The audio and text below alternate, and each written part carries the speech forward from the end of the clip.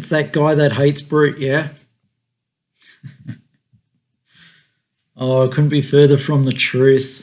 I just love playing the devil's advocate and love throwing things out there, especially if they're on my mind. All right, so that video I did, 5 things why Brute's bad, really concentrated on Intimidate and got a fair bit of attention.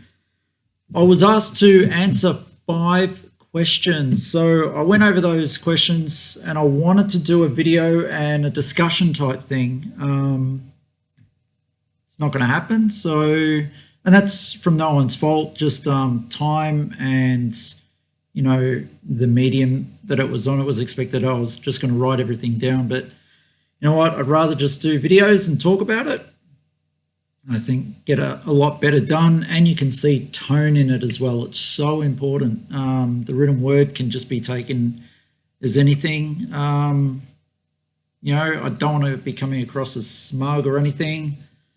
So yeah, what I'm going to do is just going to introduce each of the questions as it was given and try and give an answer to that. And look, I've looked at these questions and I don't think everyone's going to be happy with anything I've really got to say in regards to it, because some of them I just can't answer, and you'll see why. Let's just get straight into it. So let's look at the first one, yeah? Question 1, Intimidate doesn't actually discard, merely goes into banish zone. Why should it be discarded as opposed to banished? Would a complete discard be fair? Why isn't banishing the card good? All right. Look, you know what? If that card, if it banished the card for good, it'd probably be too powerful. So yeah, look, the guys at Legend Story Studios have created a fantastic game. They would not, right from the beginning, they would not have gone ahead with rulings and costings and so forth without fully looking at it. And the fact that you can see that right throughout their game, the math and everything, it's fantastic. You need to see where I'm coming from with this. And that's as a Katsu player coming up against Intimidate, okay? And that's where I am. I'm not playing it from the vantage point of anyone else, Guardian with all their defenses and, just anyone else, Warrior or anyone, okay? Merely as a Katsu player coming up against Intimidate. If they're not discarding my hand, I get to use it next turn. And like Katsu goes on the full momentum. If you're not getting the cards out of his hand, he is at full potential for the next round. And that's the whole point of Katsu. You need to get the cards out of his hand to really limit him. And again, we're not talking fatigue ninja. We're talking just ninja, yeah? All right. So I'll move on to the next question. Oh, look, complete discard I don't think would be fair. The fact that I just get the cards back in hand and get my full turn, I just don't think is punishing enough with Intimidate. And it's probably just the matchup with Brute and Ninja. That's simply what it is. When you're looking at your various matchups, I think it favors Ninja in that respect. Now, I could be wrong. I'll probably be proved wrong in Auckland when I go, but that's what the whole part of discussion is, and getting the most out of it and playing that devil's advocate and questioning things as to why. Now, like, I've got a lot of Brute players like up in arms and that, but am I wrong? And if I'm wrong, discuss it. Yeah. All right, let's get on to the next question. I'll get on to question 2, which I'm not sure I can really answer in this. The Brute player has to discard to trigger Intimidate. This is question 2. Many of the cards with discard are often undercosted or overstated, and discard synergies well with the Brute themes throughout the 80 cards in a well-built deck. Each class has its own traits, and this is the Brute one. You say this is bad, so how could this improved in your opinion? All right. pretty much I answered that in the previous one. If I haven't, I apologize. Let me just get to the question while that's on. Look, I don't think they're undercosted or overstated. You are paying the costs with Intimidate, I believe. Now you can look at an Alpha Rampage, which 9 attack. It's pretty good, and yes, everything does have a cost. When I look at it from the vantage point of Ninja and what I'm paying for cards, I think it is overcosted, but it could just be the matchup itself. Yeah.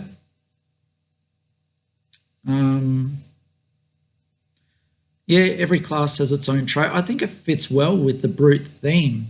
It's just my experience, and you have to understand about all this. It's my experience, and yeah, it is a little bit controversial when I threw it out there. It may have been a bit smug, I will say that.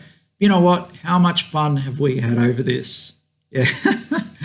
All right. Like, how could this be improved in your opinion? It's a tough one. If Intimidate meant that I was paying extra to use those cards next turn, that would be totally debilitating to me, and I would be really worried about Intimidate at that point.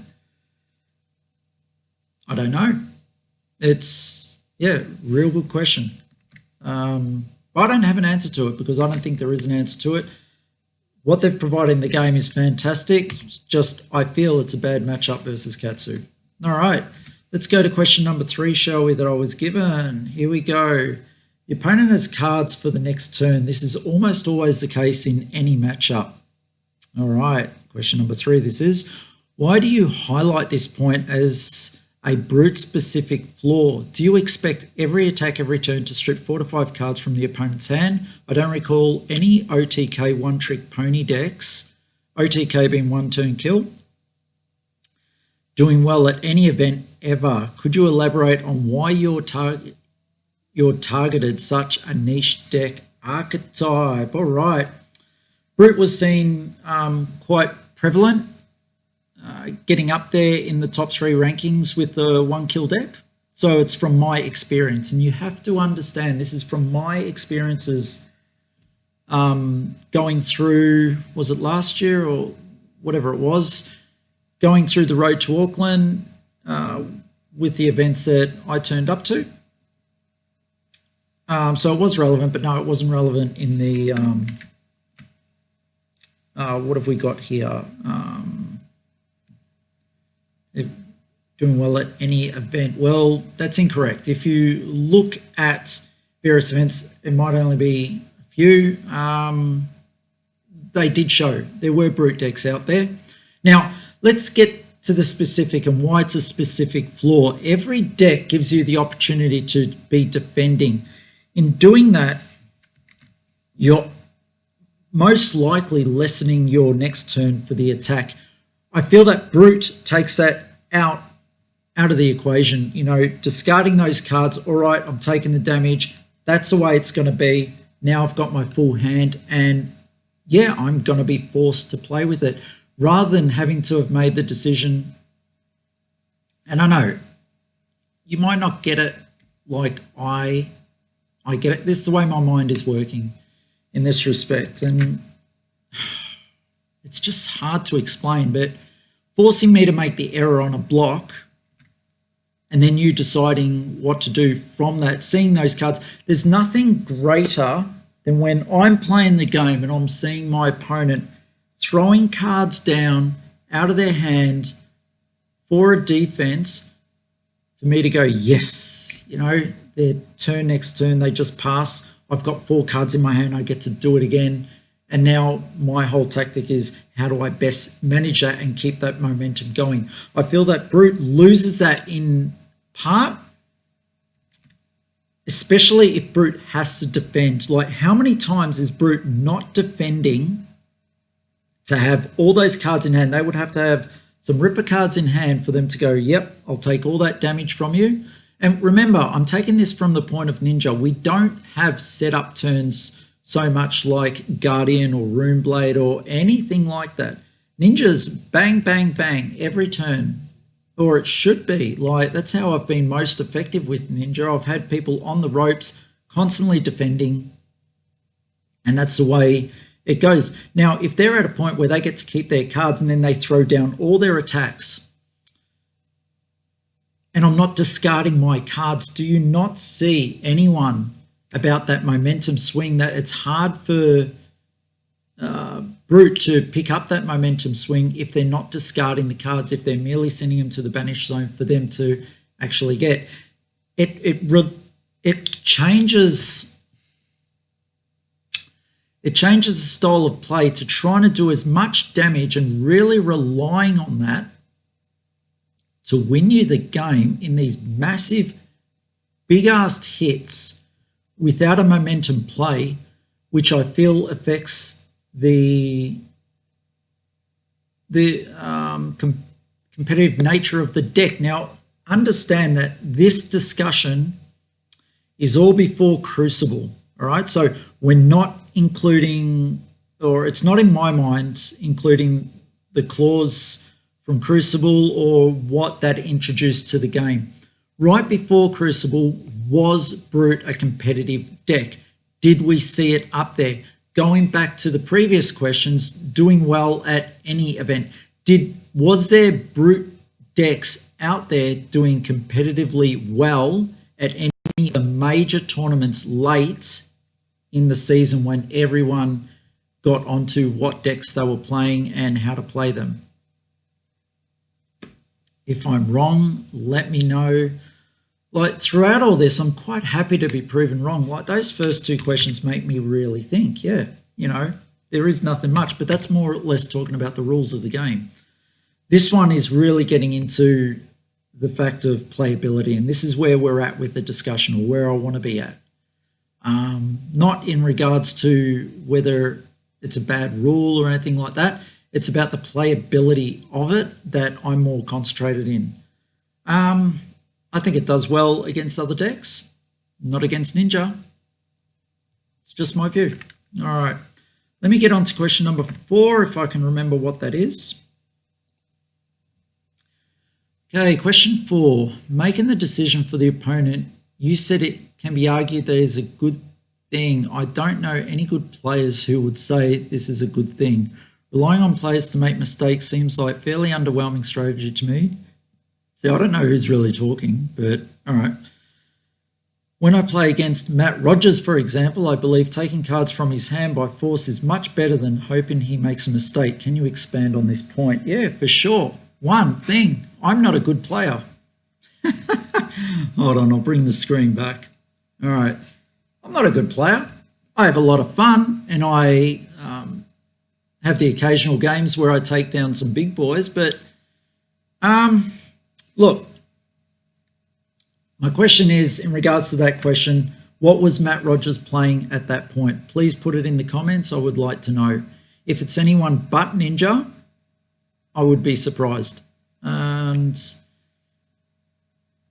yeah, look, for Ninja, you need to get those cards out of hand. You don't want them in their hands from there. So speaking from Ninja,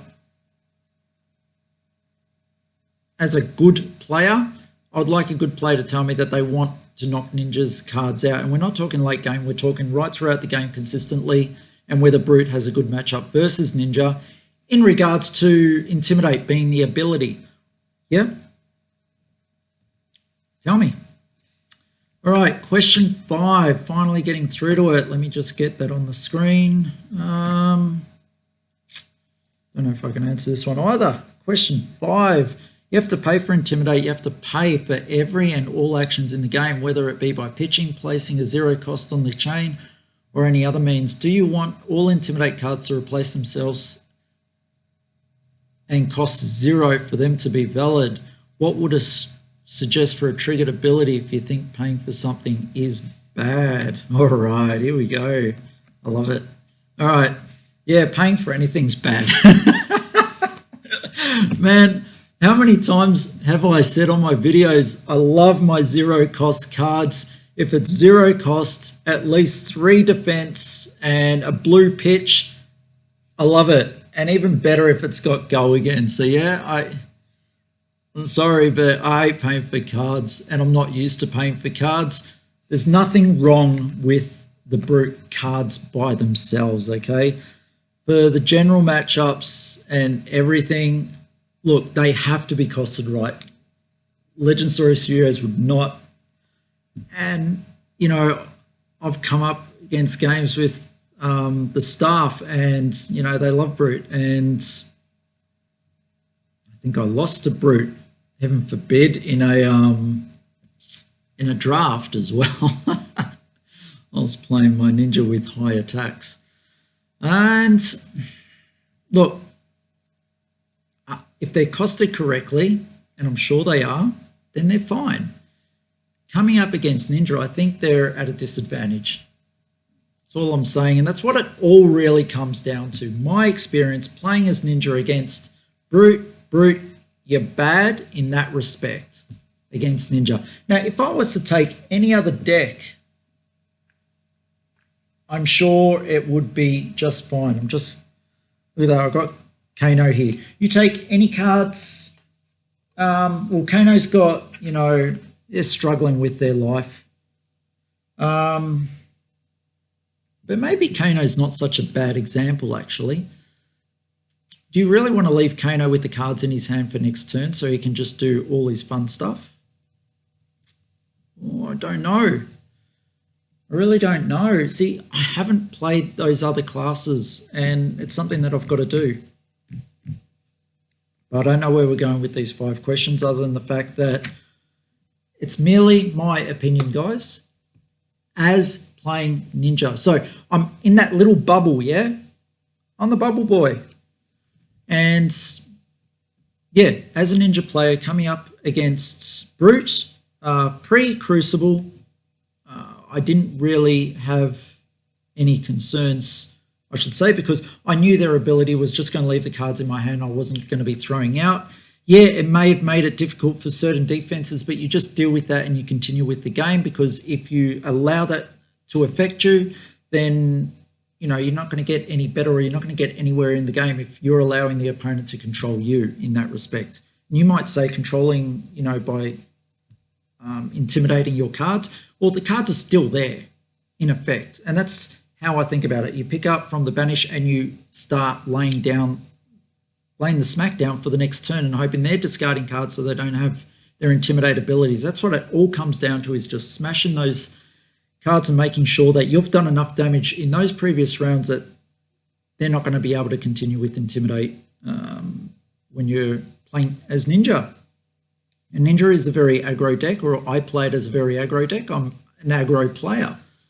And unfortunately, a tactic like intimidate, I don't feel does well. Now, I'm possibly about to be proven wrong by the time I get to New Zealand and play one of their best players. I believe best player online in the world. You know, and all credit to him. Like, he's a good player and plays brute. I'm sure he's going to play all the crew cards, but I put it out to you. Don't use any of the crew cards. Just play it base from what you got from Welcome to Wraith. I'll throw a ninja deck together straight from Welcome to Wraith and put it up, and let's see if you change my mind on that. That's all I got, people. All right, have a great one. See you on future videos. I've got some more content to put out, and that's what it's all about. Just getting players involved and having fun, yeah? All right, have a great one. See you all.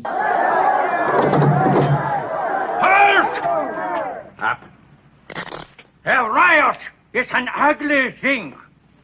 And I think that it is just about time that we had one! Kill them all!